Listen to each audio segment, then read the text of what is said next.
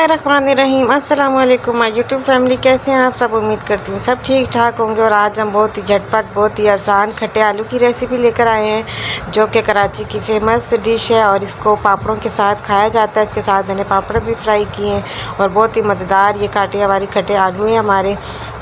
जितने ये मज़े के लग रहे उतने ही इसकी आसान रेसिपी है और आप लोगों ने बनानी है ज़रूर। और चले आए आप वीडियो को स्टार्ट करते हैं, देखते हैं हमने ये खट्टे आलू की रेसिपी कैसे बनाई है।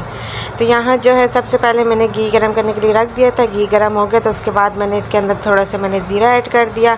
ज़ीरा ऐड करने के बाद मैंने इसके अंदर, ये मेरे पास बॉयल आलू हैं, इसको मैंने बॉयल करके बीच में से कट करके इसके अंदर डाल दिया है। इसको हम लोग अच्छी तरीके से मिक्स कर लेंगे।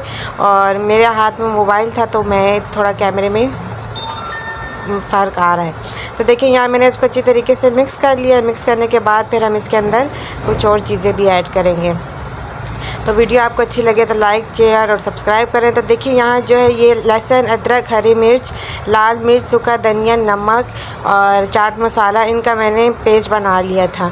तो मेरी लाइट नहीं थी तो मैंने फटाफट इसको कूट के इसका पेस्ट बना लिया था। तो वीडियो भी बनानी थी झटपट और टाइम भी कम था, तो इसलिए मैंने ये पहले से बना लिया था। तो आप लोगों ने इस तरह से इसका पेस्ट बना लेना। लहसुन की इसमें थोड़ा सा मिकदार थोड़ी ज़्यादा होती है, तो इसमें मैंने लहसुन थोड़ा ज़्यादा डाला है। अच्छी तरीके से हमने इसको मिक्स कर लेना है। मिक्स करने के बाद इसके अंदर मैंने थोड़ा सा खट्टा करने के लिए इमली का गूदा भी इसके अंदर डाल देना है। तो ये देखिए ये मैं थोड़ा कर डालूँगी, थोड़ा फिर मैं बाद में डालूँगी, अगर मुझे ज़रूरत होगी तो मैं चख के और डाल लूँगी।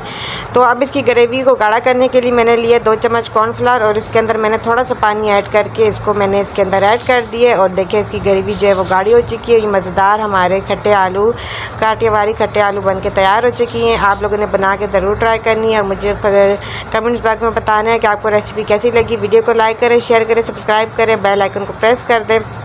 इसको पापड़ के साथ बनाकर खाएंगे, बहुत ही मज़ेदार इसका जायका आता है।